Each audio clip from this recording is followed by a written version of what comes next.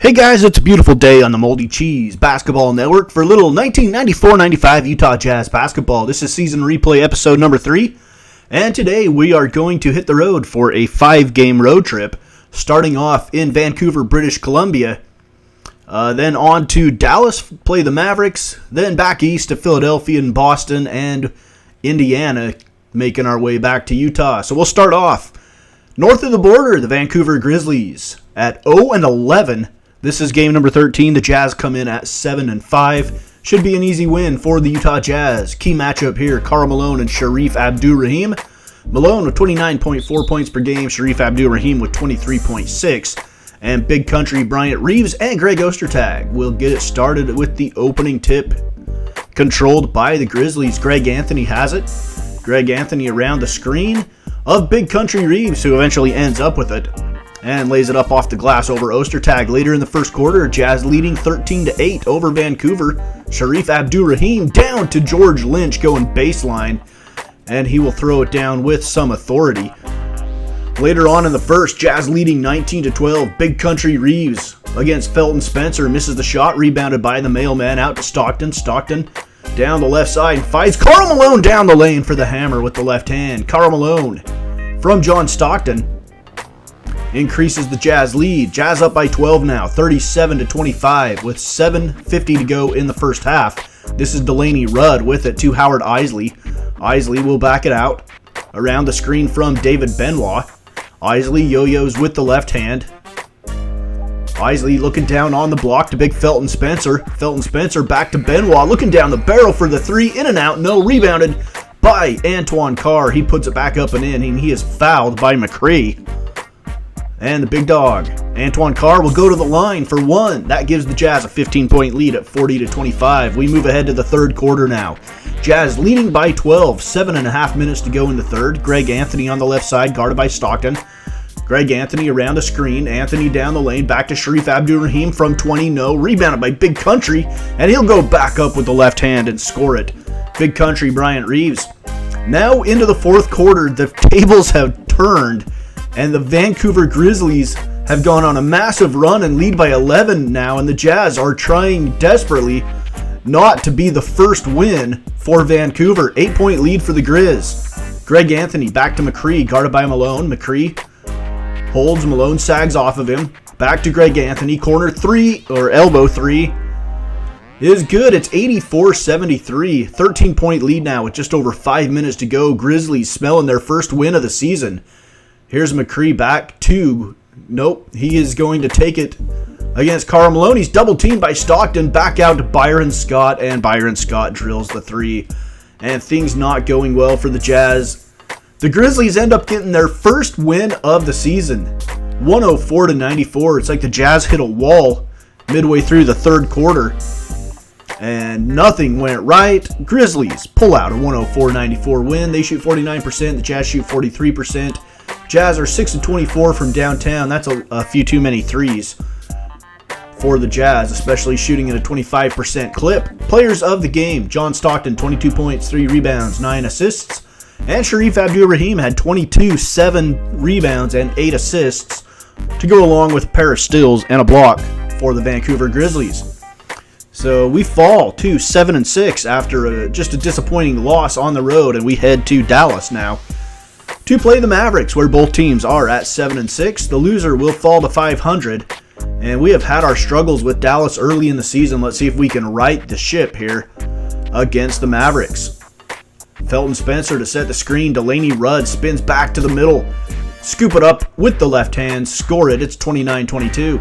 Dallas leading by 12 now with 8:20 to go in the second. This is Howard Eisley. Eisley with Felton Spencer trying to set the screen. Eisley down the lane is going to kick it over to the corner to Greg Foster, and Greg Foster hits the three, 44-35. Now 48-39, a 9-point lead for the Mavs. Midway through the second quarter, Jamal Mashburn handing to Jason Kidd. Jason Kidd guarded there by Stockton. Kidd crosses Stockton over, gets down the lane into the traffic, and he floats it up and in. Mavericks by 11. 52-41. Just under the 6-minute mark. Stockton has it around the screen from Antoine Carr. Stockton back to Howard Eisley. Eisley holding over to Foster. Foster Looking for Stockton around the screen. Stockton wide open three from the angle. He hits it. And the Jazz cut the lead to 8. 13-point lead now as we start the third period here. Early in the third anyway. 13-point lead for the Mavericks. Stockton hangs, floats, no. Rebounded by Donald Hodge out to Jason Kidd. Kidd to Jackson down the lane to Jamal Mashburn, and he throws it down with two hands over the top of Brian Russell. 76-63 Mavericks looking to hand the Jazz their second loss in a row here. Ostertag back to Karl Malone, top of the key. Shot goes down from 20. It's an 11-point lead for Dallas. Here comes Delaney Rudd and the Jazz. 11-point lead, 9:10 to go in the fourth quarter. Mavericks have already eclipsed the century mark. Here's Delaney Rudd back to Howard Isley. Isley gets it down to Antoine Carr. Antoine Carr working on Derek Harper. And Antoine Carr buffaloes him out of the way. Lays it up with the left hand. Mavericks end up winning though, 122-112. Second loss in a row for the Jazz. We shoot 54%, which is good, but the Mavericks shoot 56%. We were 3 of 15 from downtown. We got to figure out where we can get our three-point shots from at a higher percentage than 20%. Mavericks shoot a blistering 11 of 17 from beyond the arc, and they come away with the 10-point win. Players of the game, Karl Malone had 31 points, 11 rebounds. Jason Kidd had 28 points, 2 rebounds, 8 assists, and a steal to go along with a pair of turnovers for the Dallas Mavericks. So we leave Dallas and we are heading east, and we will take this season to Philadelphia, the city of brotherly love, to take on the 10-6 Philadelphia 76ers here in game number 15. We're at 7-7, Sixers at 10-6, and we are at the Spectrum in Philadelphia. That should bring back some memories for some folks. And we are early in the first quarter here, well, midway through the first. Jazz leading by 1, and Felton Spencer scores to put the Jazz up by 3. We get into the second quarter now, 24-23, Philadelphia with the lead. Delaney Rudd yo-yos. Antoine Carr sets the screen. Delaney Rudd around it, back to the big dog. Big dog to Benoit from the baseline. David Benoit hits the shot, gives the Jazz a lead. 29-26 lead now for Utah. This is Allen Iverson. Iverson shot no, rebounded by David Benoit out to Howard Isley. Isley is going to find the big dog on the left block. And I think that's Clarence Weatherspoon guarding him. Over to Stockton. Stockton guarded by Rex Walters, I believe. Stockton into the lane. Jackknifes it up and in, and a foul on Clarence Weatherspoon. And Stockton will go to the line for 1. Finish off a 3-point play. And he hits the shot. Jazz lead by 4. Now it's a 7-point Utah lead, trying to get back in the win column. This would be a good road win against a solid Eastern Conference squad. 37-30, Jazz with the lead. Down to Karl Malone on the block. Back to Stockton. He'll re-enter it to Malone. Malone goes to work. Turnaround shot good. Karl Malone. 39-30. And now Philadelphia goes on a 9-0 run and have tied it up at 39. Under a minute to go in the first half. Allen Iverson working on Jeff Hornacek. Iverson step back. Shot up and good, of course. Allen Iverson with the step back. 52-49. Sixers with the lead. Here comes Philly. This is Rex Walters, guarded by John Stockton. Rex Walters between the legs, pulls up from 15. Shot good by Rex Walters. And Philly has jumped out to a 5-point lead. Midway through the third quarter, the Jazz have fought back to tie it up at 58. Rex Walters working on Stockton between the legs dribble. Crosses over. Step back on the baseline. Nothing there. Back out to Don McClain. And Don McClain knocks it down. The levee was not dry for Don McClain. 72-70. Jazz with the lead here with 11:15 to go in the fourth. This is Lucius Harris. Harris working on David Benoit. Lucius Harris, step back, shot good. Brian Russell, teammate at Long Beach State. In college, Lucius Harris hits the shot. Here's Howard Isley. Back to the corner to David Benoit. Benoit's 3, no. And it's rebounded by Don McClain. Out to Rex Walters. Walters to Iverson. Iverson's going to take it all the way to the hoop against Delaney Rudd. Lay it up and in. AI scores. Philadelphia has the lead. The Jazz have now retaken the lead at 91-89. With 3:20 to go in the fourth quarter, Howard Isley to the right side. Back to Russell. Russell looking down the barrel. Shot good. A 3-point shot. And if you're wondering where John Stockton is, I think he got hurt in this game, if I remember correctly. Here's Iverson down the lane, lay it up, no! Rebounded by Malone to Hornacek. Jazz lead by 3. 2 minutes to go. The only thing I can think of is Stockton got hurt, and that's why he's not in the game with 2 minutes to go. Down on the block to Ostertag. Back to Isley. Isley. Big 3 by Howard Isley. And it's 97-91. Now 99-95. Hornacek with 35 seconds. Double teamed. And Hornacek throws it to the left side to Isley. Back to Brian Russell. Lay it up. No. Rebounded by Karl Malone. And Malone will scoop it up and in with the left hand. Sixers call a timeout. Jazz go on to win 106-101. So a huge win for the Jazz on the road in Philly. A place where the Jazz in the Karl Malone and Stockton years did not have great success. Philadelphia, Boston, and New York were all places where the Jazz struggled back in the day. So the Jazz shoot 52%, 5 of 18 from 3. Again, we want to get our percentage up into the 30% range.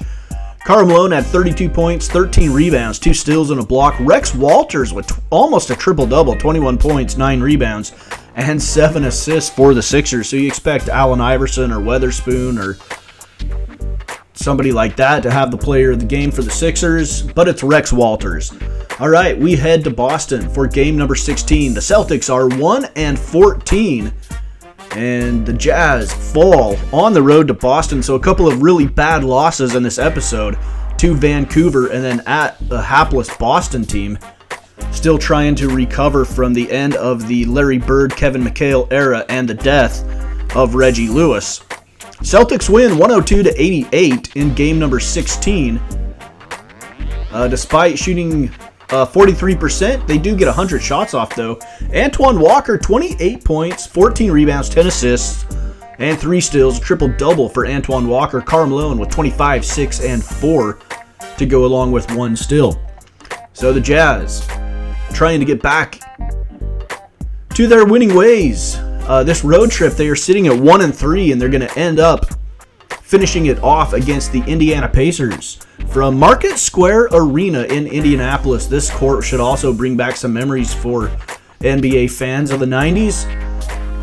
Here is Jalen Rose. He lays it up and in with the left hand, and the Pacers lead by 2.